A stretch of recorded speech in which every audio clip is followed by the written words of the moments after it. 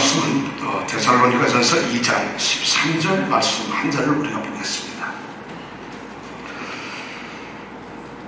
우리가 한 목소리로 오늘 13절 말씀을 같이 읽겠습니다. 이러므로 우리가 하나님께 쉬지 않고 감사함은 너희가 우리에게 들은 바 하나님의 말씀을 받을 때에 사람의 말로 아니하고 하나님의 말씀으로 받음이니 진실로 그러하다. 이 말씀이 또한 너희 믿는 자 속에서 역사하느니라. 아멘. 오늘 읽은 이 말씀은 바울 사도가 하나님께 감사를 올려드리는 감사문이 되겠습니다. 바울은 오늘 이러므로 우리가 하나님께 쉬지 않고 감사하고 있다고 말을 하고 있습니다. 자, 이 말씀을 가만히 읽어보면은 우리 성경에는 우리가 하나님께 쉬지 않고 끊임없이 감사한다고 이렇게 말이 되어 있는데, 이 원어 성경에 보면 쉬지 않고 끊임없이 그 앞에 한 단어가 또 들어가 있어요. 뭐라고 들어가 있냐면 또다시 이런 말이 들어가 있습니다. 이러므로 우리가 또다시 끊임없이 하나님께 감사하고 있다, 이렇게 원문은 기록이 되어 있습니다. 바울 사도는 하나님께 감사하는 그런 사람인 것 같습니다. 감사가 그의 체질이고 그의 믿음의 모습입니다. 이미 우리는 데살로니가전서 1장 2절에서 하나님께 감사하는 이 바울의 그 편지를 읽은 적이 있습니다. 1장 2절에 보면 우리가 너희 무리를 인하여 항상 하나님께 감사하고 기도할 때 너희를 말하노라, 이렇게 말을 했어요. 항상 하나님께 너희들 때문에, 우리는 바로 데살로니가 교회에 있는 성도들 너희들 때문에 항상 하나님께 감사한다.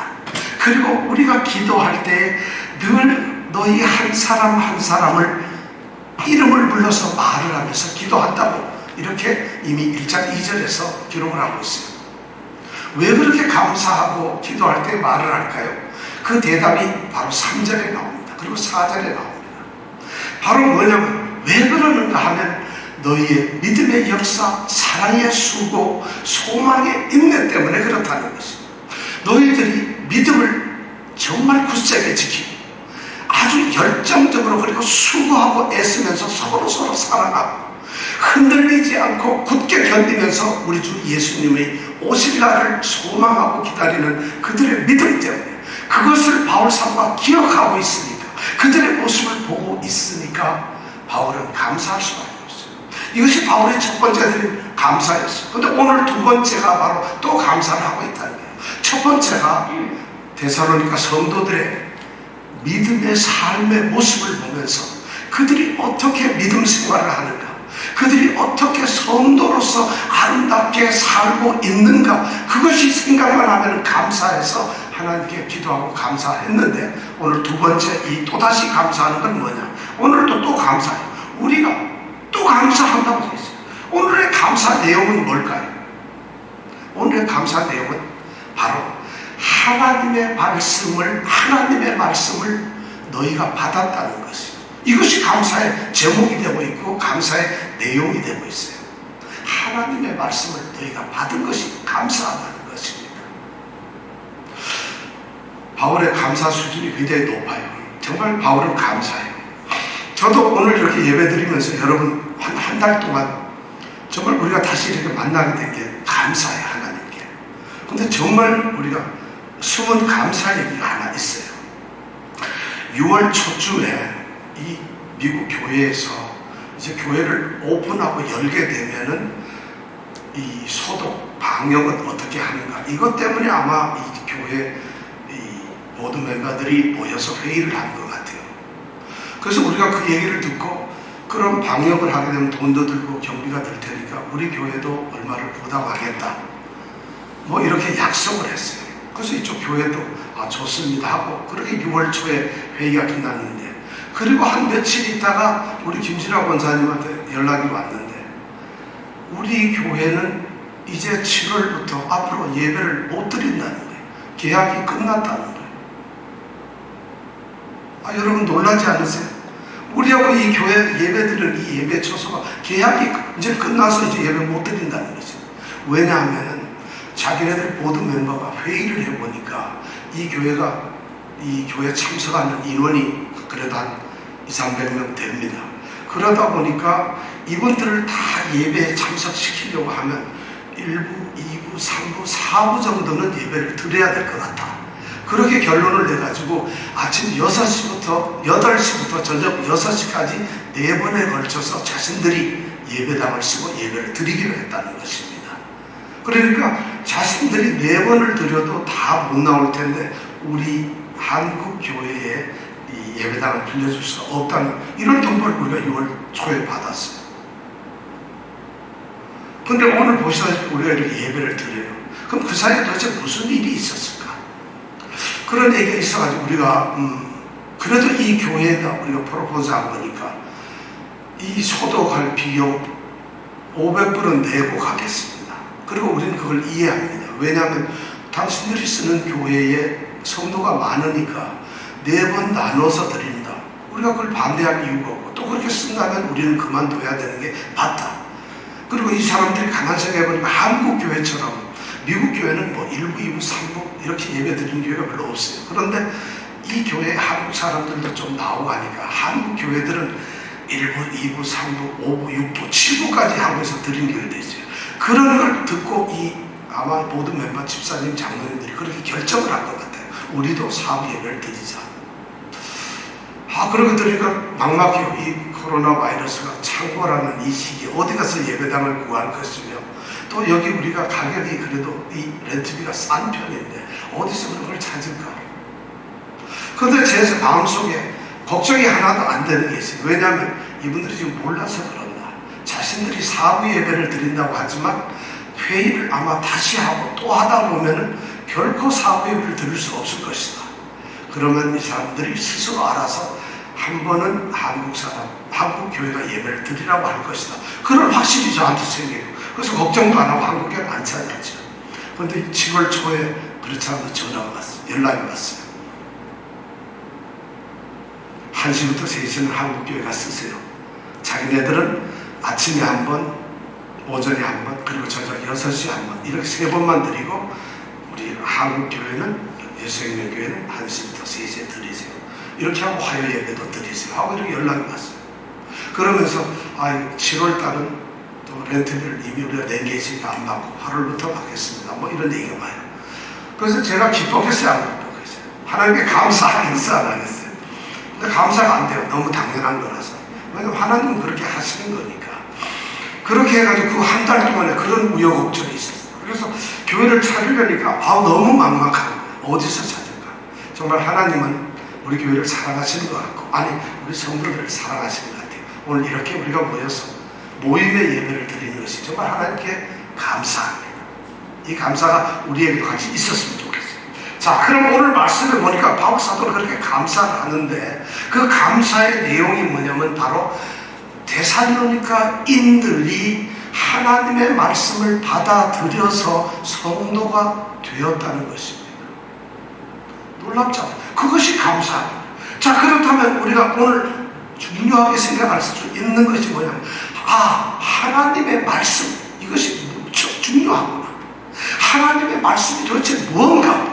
그리고 하나님의 말씀은 우리 사람들과 우리 성도들과는 어떤 관계에 있을까? 그 하나님의 말씀에 대해서 우리 성도들은 어떤 태도와 자세를 가져야 할까? 그 말씀에 대해서 우리는 어떻게 살아야 할까? 그리고 그 말씀은 우리 성도들에게 어떤 일을 해낼까? 도대체 하나님의 말씀과 성도와의 관계가 무엇일까 하는 것을 이 바울 사도는 바로 2장 13절에 우리에게 모든 것을 이야기해주고 있다는 것입니다. 하나님의 말씀, 이것은 성도에게 가장 중요합니다. 이거보다 중요한 게 없어요. 오늘 우리가 아까 교동문의 대요리 문답을 읽었는데 2번 한번 보세요. 주보를 펴가면 2번 한번 볼까요? 여러분들 그러나 이후서부터 읽으세요. 인생 가운데 나타난 자연의 빛과 하나님이 하신 일은 하나님의 존재를 명백히 선포하고 있다. 이제 같이 읽습니다. 시작. 그러나 인생으로 하여금 구원에 이르게 하도록 하나님을 충족하고 유효하게 계시할 수 있는 것은 오로지 하나님의 말씀과 성령뿐이다. 자, 두 가지를 얘기하는데 뭐예요? 오로지 하나님의 말씀과 또 하나는 뭐예요? 성령. 그럼 오로지 하나님의 말씀과 성령이 도대체 무엇을 하는 걸까요?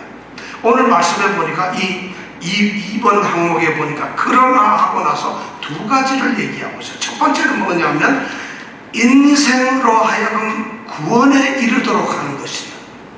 인생은 누구예요? 우리 사람들이, 바로 우리 집사님, 원사님, 우리를 말 사람으로 하여금 뭐에 이르게? 구원에 이르도록 하는 것이 무엇이라고? 하나님의 말씀과 성령이라는 것이. 우리가 이걸 잊어버렸어요. 우리는 구원을 잊는 것이 예수 믿고 뭐 어떻게 하면 되는데, 예수를 믿는다는 것이 뭐냐? 우리를 예수를 믿도록 하는 것이 무엇이냐? 하나님의 말씀과 성령이라는 것이. 그런데 문제는 두 가지 외에 또 있는 것이 아니라, 그렇게 대답을 하면서 구원을 이루도록 하고 하나님에 대한 이야기를 쓰고 있는데, 그런데 뭐냐면 오직 하나님의 말씀과 성령뿐이다. 그거밖에 없다는 거죠. 성도들이 이런 것을 잊어버리면, 하나님의 말씀의 첫 번째 하나님의 말씀의 역할이 뭐냐? 사람으로 하여금 구원에 이르도록 하는 거로구나. 근데 구원을 이루시는 분이 바로 하나님이신데, 그러면 구원을 이루도록 하는 그 하나님께서는 인생들이 어떻게 구원을 이룰 수 있는가 하는 것을 성경 하나님의 말씀에 하셨다는 거예요. 하나님 자신이 어떤 분인가, 또 그리고 하나님께서는 어떤 일을 하시는가, 그리고 하나님께서는 사람들을 향해서, 세상을 향해서 어떤 목적과 계획을 가지고 계시고 어떤 뜻을 갖고 계시는가, 그리고 그 일을 어떻게 이루시는가, 그렇게 이루어놓은 사람들에 대해서 어떤 일을 또 계속해서 하시는가, 그리고 마지막으로 그 사람들을 향해서 하나님은 무엇을 약속하셨는가, 이런 것이 바로 하나님의 말씀과 성령에서만 우리가 알 수 있다는 거죠. 그래서 두 가지, 사람으로 하여금 구원에 이르도록 하는 것, 그리고 두 번째는 바로 그 구원에 이르도록 하시는 하나님을 충족하고 유효하게, 아주 충분하고 우리가 충분히 알 수 있도록 어떻게 한다고? 계시를 하는 것, 나타낸 것. 그것이 바로 뭐냐? 오직 하나님의 말씀하고 성령밖에 없다는 것이에요. 신앙생활에 가장 중요한 것은 바로 하나님의 말씀과 성령밖에 없다는 것이에요. 그것이 우리를 구원하게 만드는 것이고, 그것이 우리로 하여금 하나님을 알게 하는 것이라는 것입니다. 그러니까 하나님의 말씀이 얼마나 중요한지 몰라요. 우리 신앙생활에서 하나님 말씀보다 중요한 게 없어요. 이렇게 하나님의 말씀이 중요한데 3번에 보니까 하나님의 말씀이 도대체 뭐냐 하니까 3번에 보면, 이 웨스트민스터 3번에 보면 뭐라고 해요? 신구약 성경이 바로 뭐냐? 하나님의 말씀이다.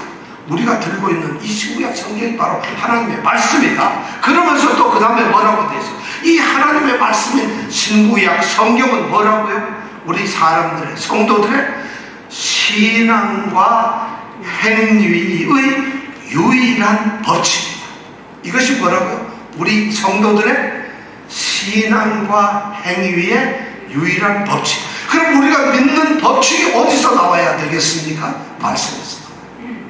우리가 성도로서 행동하고 살아가고 말하고 생각하고 성도 하나님 그리스도인으로서 살아가는 모든 법칙이 어디에서 나와야 하느냐? 성경에서. 이게 성경을 나는 모릅니다 이러면 그 사람은 성도로서 살 수가 없어요. 왜냐하면 모든 규칙이 여기에서 나오니까. 아니, 그래도 기도하고 우리는 신앙생활을 할 수 있습니다. 기도가 필요하죠. 찬양도 필요하죠. 아니면 예배도 필요하죠. 그러나 성도가 성도 되게 하고 성도로서 살아가게 하고 성도로서 올바로 신앙생활과 행위를 하게 하는 것은 하나님의 말씀밖에 없다는 것입니다. 하나님의 말씀이 너무 중요해요. 자, 그렇다면 이렇게 중요한 하나님의 말씀을 우리 성도들은 어떻게 받아들여야 하는가? 그 말씀과 성도들이 어떤 관계에 있어야 하는가? 어떻게 관계를 맺으며 우리가 살아가야 하는가 하는 말씀이 오늘 성경에 들어와 있습니다. 첫 첫 번째로 우리가 기억해야 할 것은 오늘 말씀 가운데 보니까 성도들은 하나님의 말씀과 지속적으로 관계를 가져야 된다. 지속적으로. 말씀이 없이도 그냥 말씀이 여기 있는데 이렇게 다르게 살 수 있어요. 말씀이 여기 있는데 말씀 없이 이렇게 살아가는 것이 아니라 말씀과 성도는 항상 관계를 가지면서 살아야 된다고 이렇게 바울 사도는 데살로니가 성도들에게 말하고 있어요. 바로 무슨 말이냐면 너희가 우리에게 들은 바 하나님의 말씀을 받았다는 것이에요. 오늘 말씀의 13절 중간에 보면 그렇게 되죠. 너희가 우리에게 들은 바 하나님의 말씀을 받을 때에, 이 받을 때라는 단어가 있어요. 받을 때 하나님의 말씀을 받았다, 이 말은 전달을 받았다는 얘기입니다. 하나님의 말씀이 있는데 데살로니가에 살아가고 있는 데살로니가 시의 시민들은 열심히 살고 있어요. 그런데 바울을 비롯한 사도들이 하나님의 말씀을 가지고 이들에게 전달을 했어요. 그러니까 데살로니가에 있는 사람들이 그 말씀을 받게 되었다는 것입니다. 이들은 말씀 없이 살았어요. 말씀이 뭔지도 몰랐어요. 그들은 말씀에 대해서 한 번도 들어본 적이 없는 사람들인데 사도들이 바로 말씀을 그들에게 전했다는 거죠. 비로소 이 데살로니가 사람들이 말씀과 접촉이 되었다는 것입니다. 그것을 받았을 때 이렇게 돼요. 너희가 우리에게 들은 바 하나님의 말씀을 받을 때, 이 받을 때라는 단어가 바로 그런 의미로 사용되고 있어요. 당시에는 복음을 들고 이 하나님의 말씀을 들으려면 말씀을 전하는 사도들 외에 들을 수 없죠. 그 사람들은 그러니까 사도들이 전하는 말씀을 통해서, 전달을 통해서 그들은 말씀을 받아요. 오늘날 우리는 어떨까요? 사도들이 복음을 전해주면 말씀을 얘기하나요? 오늘날에는 말씀이 넘쳐납니다. 책방에 가면 성경책이 쌓여있어요. 하나님의 말씀과 관련되는 많은 서적들이 있어요. 인터넷에 들어가도 하다못해 어디에 가도, 그리고 교회가 한두 군데가 아니에요. 옛날에 교회가 없었잖아요. 하나님의 말씀이 선포되고 전달되는 것은 너무 많아요. 그런데 오늘날 성도들이 만약에 하나님의 말씀과 관계하지 않는다면, 긴밀한 접촉이 없는 삶을 산다면 이건 안 된다는 거예요. 하나님의 말씀과 성도들의 첫 번째 관계는 말씀과 끊임없이 접촉해야 돼요. 말씀을 읽어야 돼요. 말씀을 받아야 돼요. 말씀을 들어야 돼요. 항상 그렇게 해야 된다는 거죠. 그런 말씀의 삶을 살아야 된다고 이 바울 사도가 너희가 우리에게 들은 바 하나님의 말씀을 너희들이 전달받아, 우리에게 들은 그 하나님의 말씀을 전달받았다고 이야기하고 있어요. 자, 말씀과 깊은 접촉의 삶을 살아야 한다. 나는 말씀을 끊고 삽니다. 나는 아침에 기도를 합니다만 말씀을 듣지 않습니다. 나는 성경 말씀 읽을 필요가 없고 읽지 않습니다. 성경 말씀 읽느니 차라리 인터넷에서 다른 걸 읽어보겠습니다. 어느 시장이 어떻게 죽었는가, 이게 더 관심이 있어요. 도대체 무슨 일이 있었는가. 그게 아니라 말씀과 끊임없는 관계를 가지고 살아야 하는 것이 성도라는 것이에요. 자, 두 번째, 그럼 성도들은 그렇게 말씀과 접촉이 된다면 어떻게 해야 되느냐? 그 다음에 뭐냐면 그 말씀과 아주 긴밀하게, 정말 아주 열성적으로, 기쁜 마음으로, 아주 주도적으로 그 말씀과 끈끈하게 관계를 가져야 된다는 것이에요. 오늘 바울 사도는 그 관계를 어떻게 얘기했냐면 이렇게 얘기했어요. 사람의 말로 아니하고 하나님의 말씀으로 받으리니 진실로 그러하다. 여기 또 하나님의 말씀으로 받았다는 단어가 또 나와요. 아까는 너희가 우리에게 들은 바 하나님의 말씀을 받을 때에 이랬는데, 이번에는 사람의 말로 아니하고 하나님의 말씀으로 받음이니 진실로 그러하다. 여기에서 받음이라는 단어는 아까 말한 받음이라는 단어와 다른 단어입니다. 우리 한글은 같은 단어로 받았다고 쓰지만 이 헬라어 성경 원문은 전혀 다른 단어가 사용되고 있어요.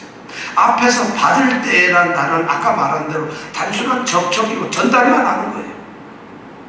그런데 여기서 받는다는 얘기는 열성적으로 하나님의 말씀에 귀를 기울이면서 듣고 읽고 생각하고 연구하고 하나님의 말씀에 완전히 몰두하는 것을 말해요. 그러니까 하나님의 말씀과 접촉이 되는 삶이 다가 아니라는 것이죠. 그 다음에 뭘 하느냐? 하나님의 말씀에 빠져드는 것이, 거기에 녹아들어도 하는 것이고, 하나님의 말씀과 아주 끈끈하게 나의 의지력과 나의 어떤 열정을 가지고 하나님의 말씀과 관계를 가져야 된다는 것입니다. 그러니까 말씀을 그냥 대충 읽는 게 아니에요. 설렁설렁 읽는 게 아니에요. 그냥 말씀을 성경책이 있어요, 들고 다니고 성경 말씀 그냥 귀로 듣고서 좋아요 이런 게 아니라, 그 말씀을 듣고 묵상하고 연구하고 그 말씀에 대해서 더 점점 깊이 들어가고, 이런 단계가 바로 하나님의 말씀으로 받음이니 할 때의 받음이에요. 그래서 이것이 진짜 하나님의 말씀이구나, 그렇게 받아들여요. 이런 것이 필요해요. 말씀은 단순한 접촉에 의해서 우리를 성도로 만들지 않아요. 우리의 성도의 삶을 살게 하지 않아요. 아주 그 말씀에 빠졌을 때 비로소 우리가 성도가 되고 성도로서 그리스도인으로서 삶을 살게 한다는 것이에요. 그런데 여기서 중요한 게 있어요. 사람의 말로 아니하고 하나님의 말씀으로 받았다는 거예요. 사람의 말로 아니했다는 것은 전파하는 사람들이 인간들의 말로서 물론 말은 했지만, 그렇게 인간들의 이야기, 인간들의 말, 인간들의 생각, 인간들의 지혜 전달하는 자기의 생각을 그들이 전하지 않았다는 것입니다. 굉장히 중요한 말이죠. 전파하는 자가, 말씀을 전하는 자는 사람의 말을 전해서는 안 된다는 것입니다. 사람의 생각을 전해서도 안 된다는 것입니다. 사람의 이 땅의 일들을 전해서도 안 된다는 것입니다. 바울이 만약에 데살로니가에 가가지고 지금 예루살렘에서 로마 군대가 예루살렘하고 어떻게 지금 경쟁을 하고 있고 유대인들은 어떤 일을 당하고 있고, 만약 이런 얘기만 했다고 해보세요. 그들에게 하나님의 말씀이 무슨 의미가 있었겠어요? 바로 오늘날에도 하나님의 말씀을 전하는 이 귀한 목사들이, 교사들이, 그들이 사람의 이야기를 해서는 안 된다는 것이에요. 하나님의 말씀을, 사람의 말이 아닌 하나님의 말씀을 전해야 된다는 것입니다. 그런데 말씀에 접촉이 안 되고 말씀에 열정을 갖지 않은 사람들에게는 하나님의 말씀을 이야기하고 전하게 되면 듣기가 힘들어요. 그거 듣고 싶지 않아요. 그러니까 말씀을 전하는 교사들이 어차피 잘 안 들으니까 재미난 이야기, 우스운 이야기, 뭐 좀 감동적인 이야기, 영화 스토리의 이야기, 어떤 책의 이런 이야기를 하면서 감동을 줍니다.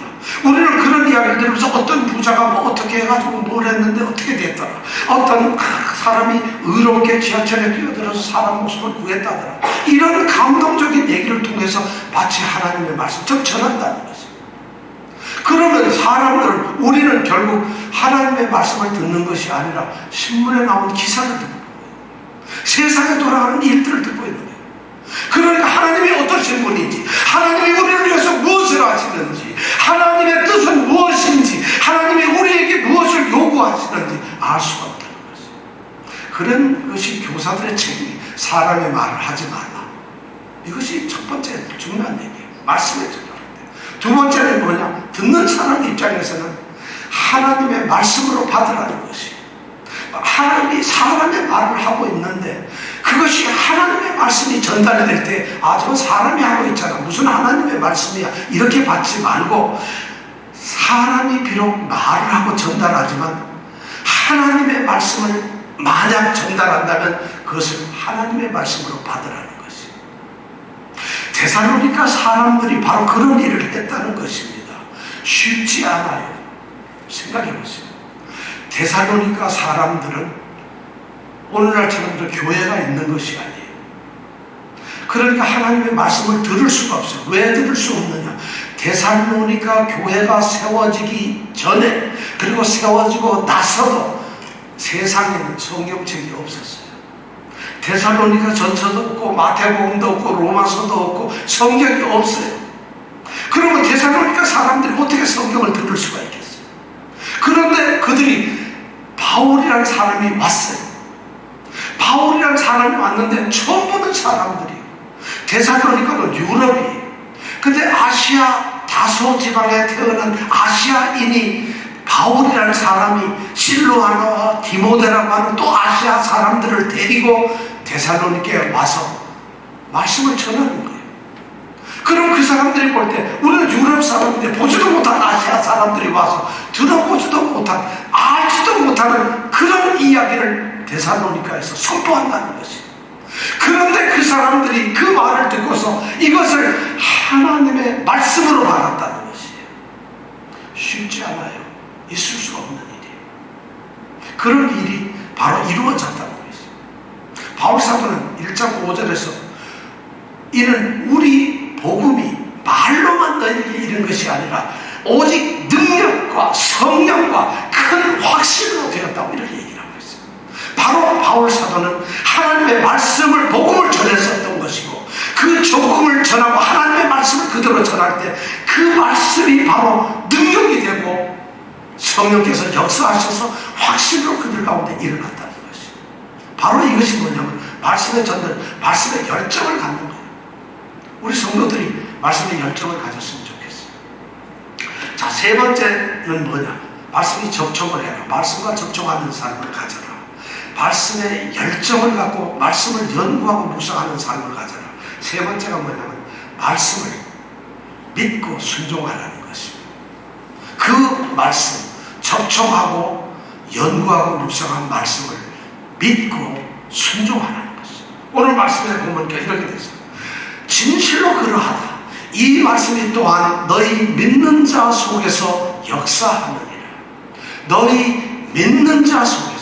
이 말씀은 말이죠, 참된 말씀인데 아무 데서나 세상에 돈 많은 사람들한테 말씀이 역사되는 게 아니에요. 하나님의 말씀이 공부를 많이 하고 지식을 가진 훌륭한 사람들에게 역사되는 것이 아니에요. 하나님의 말씀은 사회적으로 저명하고 유명하고 능력 있는 사람들에게 역사되는 것이 아니라 하나님의 말씀은, 이 말씀은 또한 너희 믿는 자 속에서 역사하는 거예요. 믿는 자 속에서 믿음이 필요하다.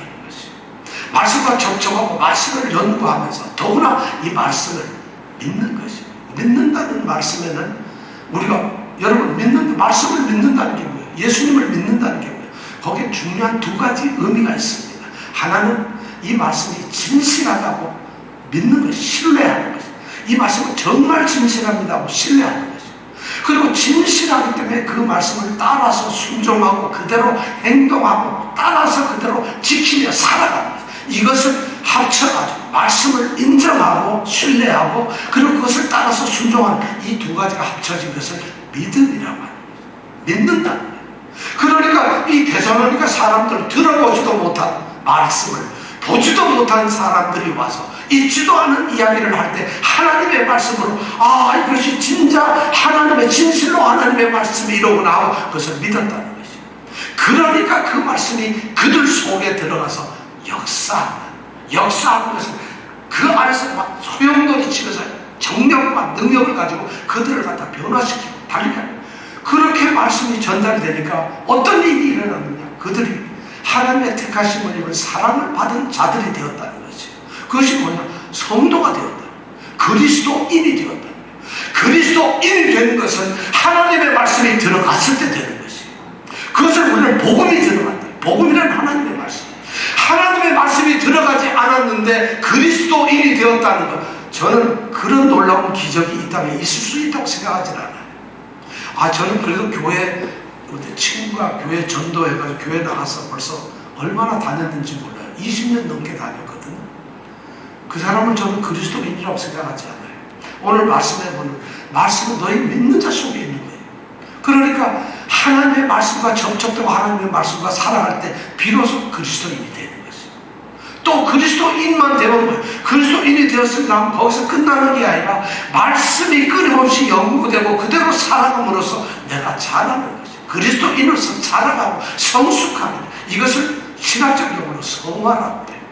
거룩한 삶을 살아가는 것. 이것이 바로 믿음의 중요한 거예요. 성도들의 모습이에요. 성도는 그냥 교회를 다니는 것이 아니라 성도가 됨으로 말미암아 성도로서 살아가야 한 거룩한 삶을 사는 존재로서 그렇게 살아가는 것이에요. 이것이 바로 믿음이에요.